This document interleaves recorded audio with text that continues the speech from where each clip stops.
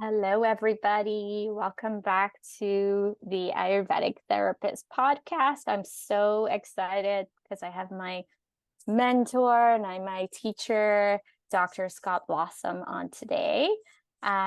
Dr. Scott and we have a history of going back to over 12 years where he was the faculty, or he still is the faculty at Kripalu School of Ayurveda, and that's where I met him. And he has just been my teacher, the one teacher that I love to follow. And I've learned so much of what I teach and what I embody today from Dr. Scott. Thank you so much for being here, Scott. Thank you. Yeah, it's my pleasure.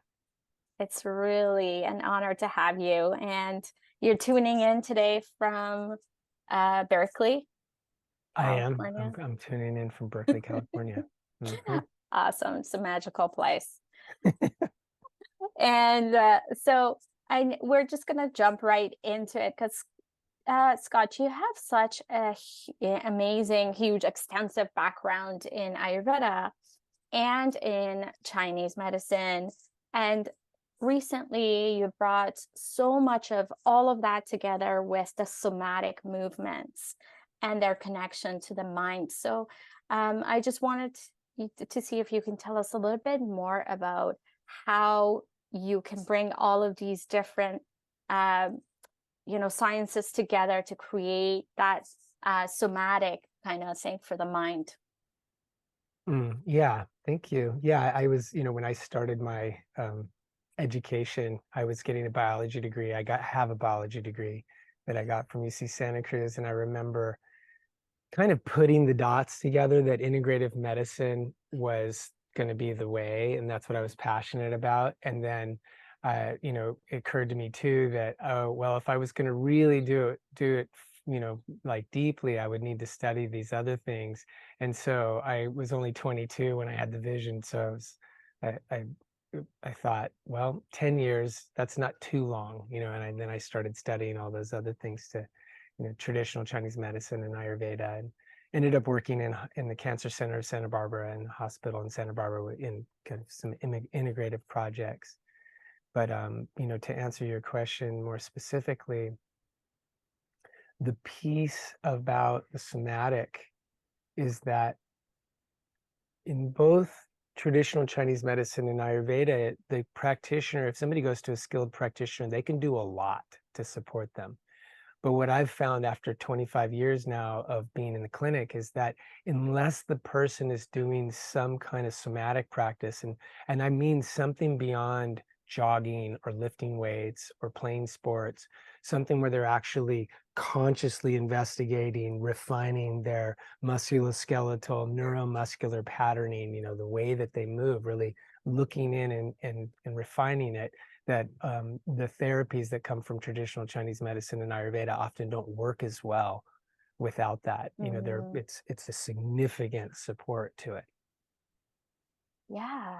And so I love that. I want to repeat that for our listeners. So it's not the one thing that you do from like Ayurveda or Chinese medicine or whatever medication you're on or the diet that you change. It all comes together in your experience when we actually bring in this intentional, mindful, kind of investigative movement that we call kind of somatics. Is that right? Absolutely. Yep. Yeah. And I know that you've had a huge deal of great experience in your own personal practice with mentors like, the shadow yoga that you did with Shandor and Dr. Robert Svoboda, who's your Ayurvedic mentor. And then I have just watched your own practice of the movements kind of evolve over the years as I have been learning from you and as I have been practicing with you. And I'm just wondering if where are you at now? Like, what are those specific somatic movements that we do, and how do they affect our mind? Yeah. Yeah, thanks for that question. I'm thinking of it kind of in two parts about, what are some of the things around movement that are kind of evolving for me, in terms of, Mhm. because I've been in a very committed yoga practice for now since, I guess, 1990. It would have been 1990. 90. That's what it was. And I was like a frisbee dog. It's like I remember going to the first yoga class and it was like like I was into it and I'm still into it.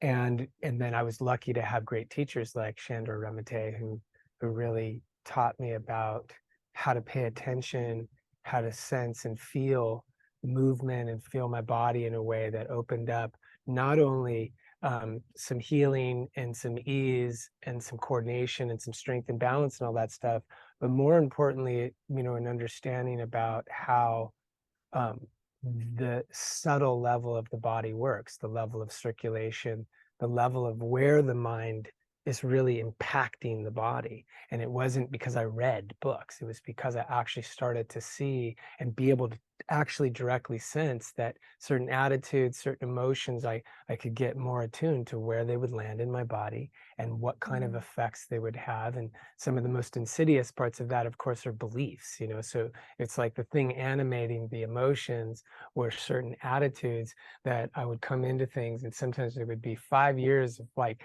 not knowing that I had a certain belief or attitude operative, but then it takes me in a certain direction and I would hit a dead end or something. And then the inquiry would start to reveal that. And so, yeah, so in that way, it wasn't just the successes with my body, but equally the challenges and the setbacks with my body in that process that actually were the teachers, were the things that showed me mindsets that were either unconscious or uninvestigated that were, impacting me. And so that's one way to put it. And if you translate it into sort of yoga and Ayurveda speak, it's to say that um, prana is the subtle bridge between the mind and the body. It's the subtle energy between the two, but it's completely responsive to the mind. They say they're like two fish that swim in tandem. So it's not that the mind controls the prana and it's not the prana controls the mind. They're like you know, two friends or siblings or partners who are constantly influencing each other, and they're always having their influence. So if you work from the side of the body, you will, if you pay attention, eventually end up working with the mind. And if you end up coming from the mind, if you really pay attention, you'll eventually end up working with the body. And folks that get stuck on one side of that polarity usually are doing that because they have themselves not investigated some things that are making them either unconsciously or consciously biased about the value of investigating the body or the mind, when really that spectrum it's undividable. You can't separate it, and you just, anywhere you start will lead you into the whole thing eventually if you keep paying attention. Yeah. Oh my gosh. Yeah. I love that. And it's so true. It's like we cannot be we cannot be focused on the mind if we don't tap into the body in the same way. And I think in the therapy world, it's like we've had all these years of talk therapy, and it's really beautiful, and it makes you really kind of logically understand what is happening for you, or the stories that you're telling yourself, or all of these history of trauma or experiences that you've had. But it takes years and years and years maybe to make changes, and I think that's the link, where Yeah. it's like we've held all these memories and experiences and tensions in our bodies, and we can't just logically understand it. We have to drop into the body, and one leads to the other if we really pay attention. They're Right. not separate, and it's such truth.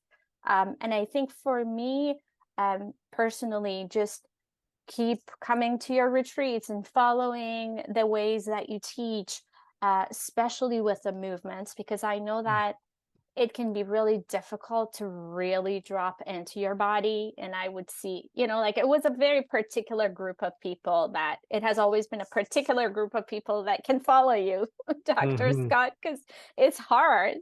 What you teach is the real stuff. And, over the years, I know that I've seen people come to the retreat and be like, I'm here to relax and enjoy myself, and all of the shadow parts of me are coming out, and I can't deal with that. So let me Yeah. run away. Yeah. Um, and in a way, it is kind of like, I I feel like it's kind of like squeezing things out of our body when we Mm. when we are really going deep and doing these particular movements. And it can be that, it doesn't take long. Like when I come to your retreats, it's sometimes 5 days, it's sometimes a week. But during that time, it's always a breakthrough for me. I'm like, I wonder what other layer is going to come out this time, Mm. and it's like just really being able to go deep and pay attention to those deep Mm. layers that Mhm. really gives us information, you Mm. know? Yeah. So, yeah, like just being able to learn to tap into the body. So for example, for people who are not really yogis, or they don't have the time to really dedicate hours to their practice, Yeah. do you think that they can still find smaller ways to drop into their bodies? And where would they start? Yeah. Um, yeah. And thank you for that reflection. I read a quote from Bessel van der Kolk the other day that said, understanding understanding why you feel bad doesn't change how you feel. Yes, it's a step, but the actual alchemy of being able to have skills to shift and to work with emotions in a dynamic way that isn't just simply I'm going to relax them, or I'm going to shush them, or I'm going to move. It's like that very subtle thing of actually listening to them so that you respond to what's there. And that's actually in the capacity to respond, the parts of ourselves that are feeling strong emotions start to trust us differently. Whereas if we're constantly giving a certain message, then those parts of us that are, upset, they know that you have an agenda and you're not actually trying to have a dialogue. And so it's similar with the body, right? And so, Mm, so, from my evolution around movement now is at some level, the bottom line is circulation. So if somebody does something as simple as do the joint rolls and joint mobilizations that we always do, that can be a 5-minute activity of mobilizing each joint of your body. It's very gentle, and I have mm, patients that have rheumatoid arthritis, and I'll say, okay, on the days when it's really active, it's not a matter of trying to do full range of motion, but it is a matter of telling the body, hey, motion is the rule. That's what the body does, is it moves. So even if they can only move a tiny, tiny bit, they're still communicating to their body that motion is going to come each day. And so without irritating or inflaming or, kind of exacerbating their situation, honoring the limit, but also that by reminding the body that it's going to move, the body will continue to look for ways to make movement possible, even in a context where there's inflammation that may have an mm, autoimmune basis or some kind of very complex basis. So that's like layer one. mm, And then layer two, of course, is working with breath. Like movement, when there's conscious breath, is going to trigger that neuromuscular level. So now a person is actually going to find often that they may wake up feeling stiff, but if they start moving with breath, their body opens up and becomes supple, not so much from stretching, but from the breath itself. And that makes any stretching or any kind of flexibility developing type of activity work better. So that's like a number two.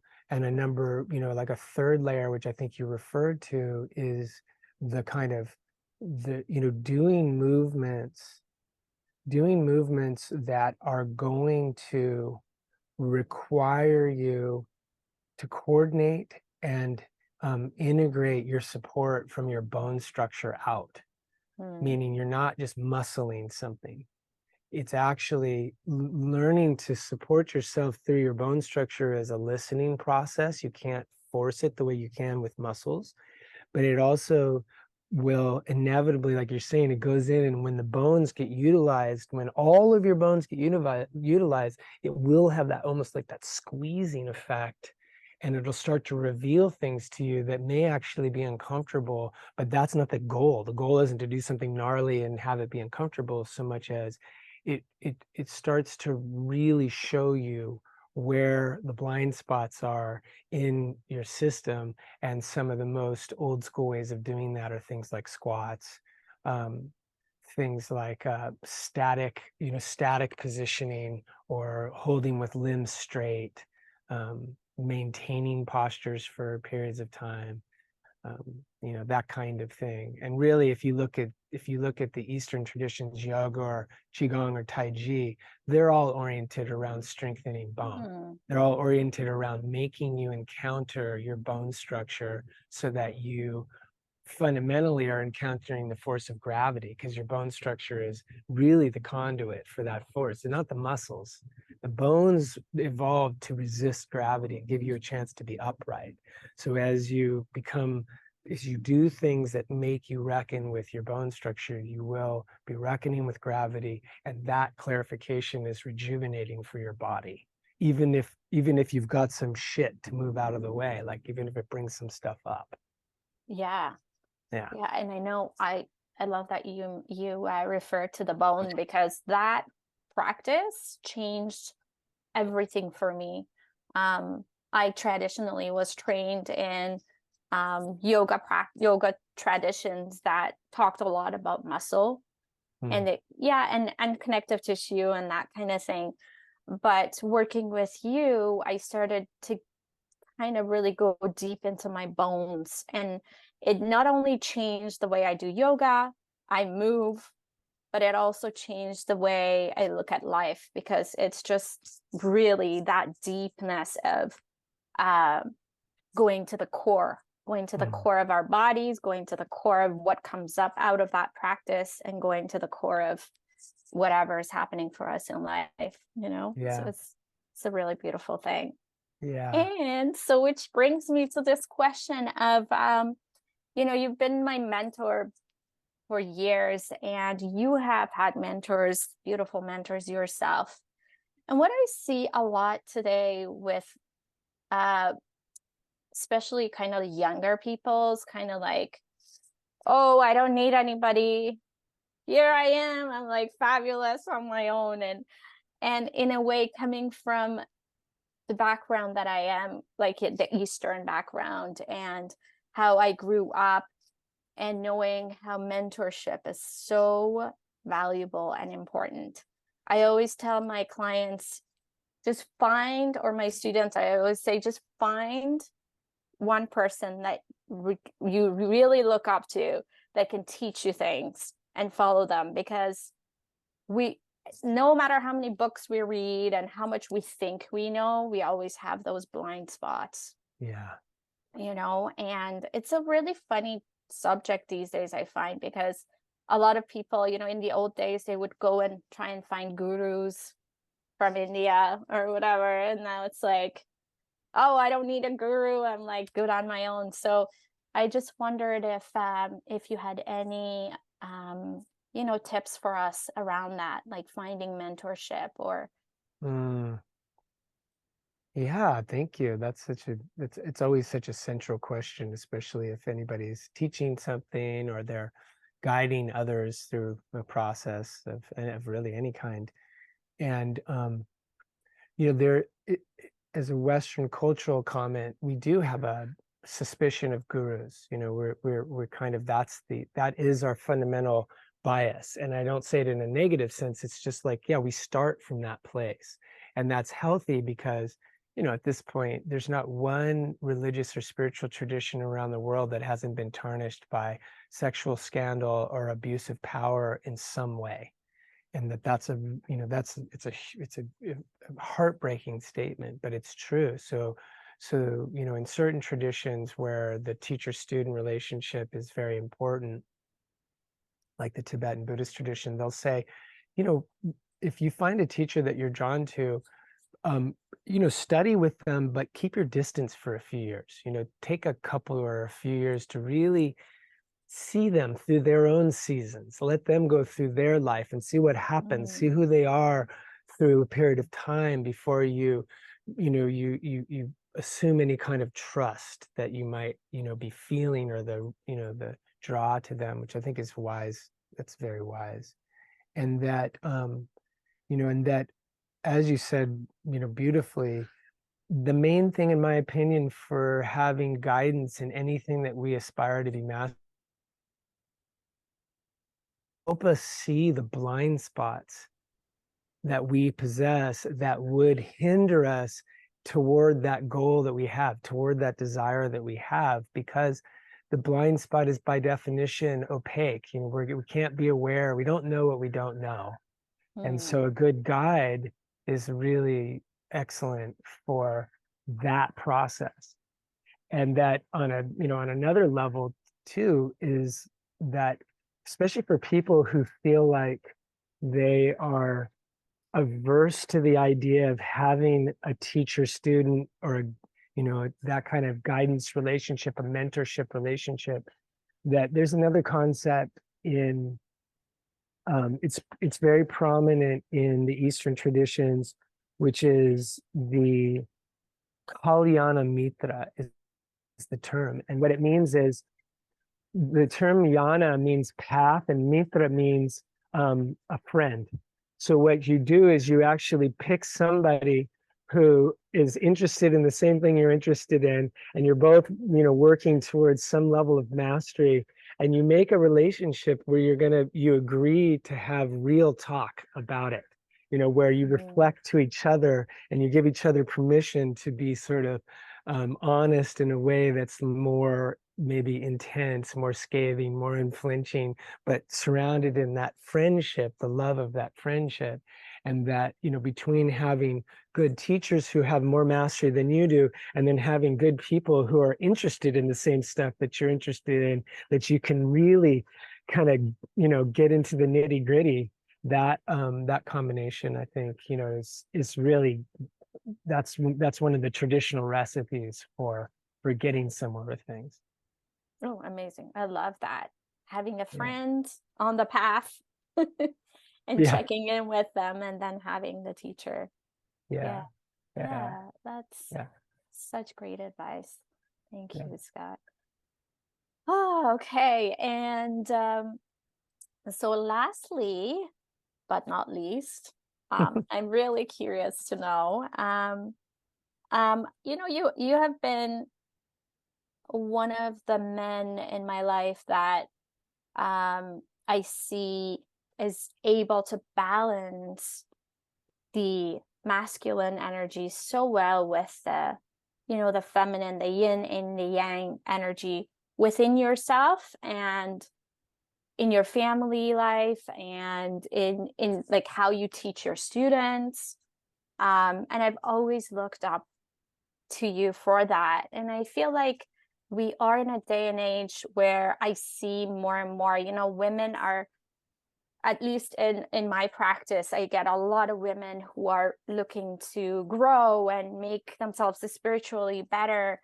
And they always struggle with their men in their lives. They really want to lift and elevate the men up. And I feel like there's a bit of confusion in our society around the masculine and feminine energy, and how men can really find that balance in their own life. And I know that you are doing some work around that for your own groups that come to you. So I wonder if you can tell us a little more about that.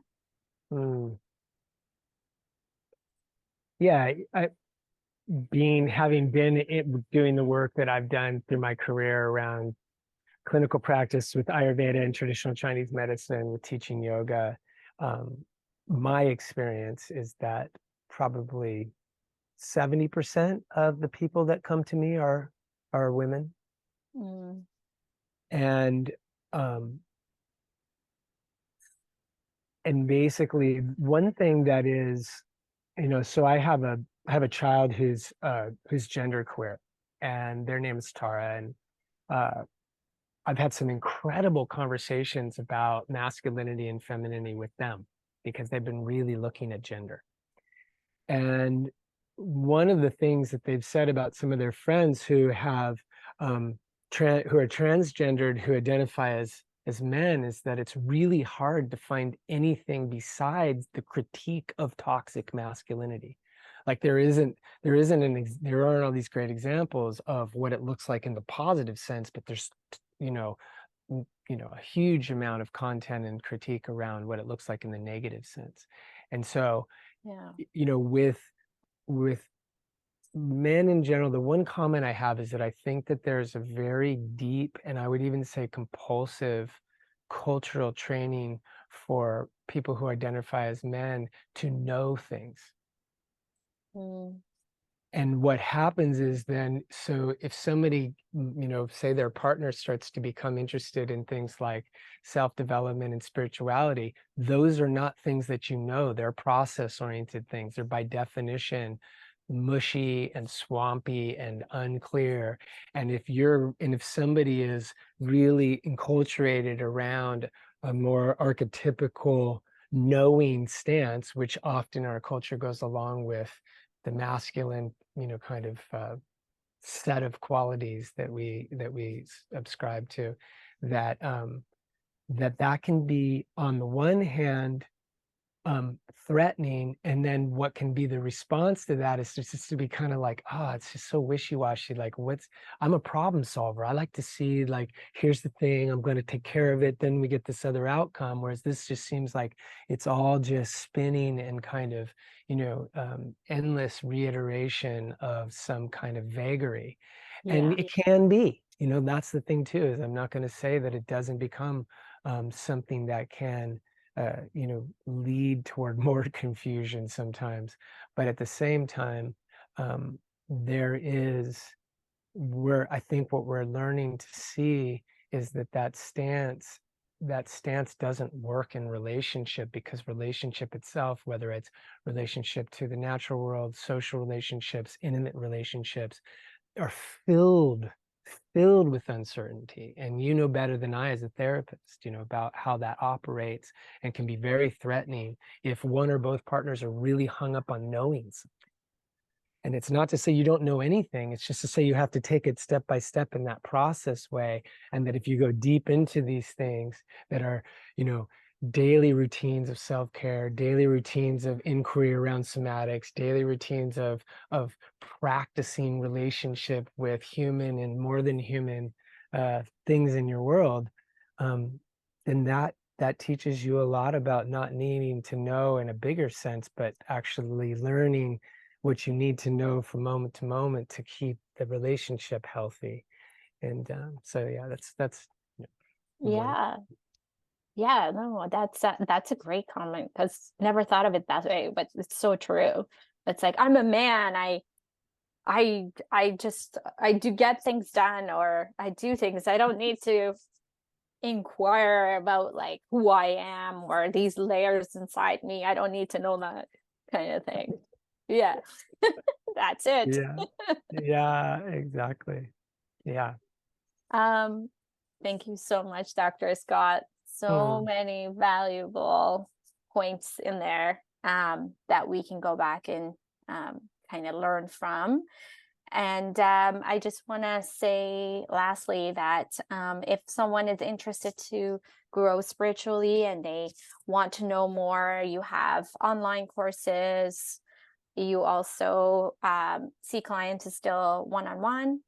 So I will include all of that information down below. I know that for my own health and well-being, I check in with you every now and then, even if there's nothing going on. So Dr. Scott is a wonderful, wonderful doctor who has so much wisdom that can look at different areas of what's going on and figure things out.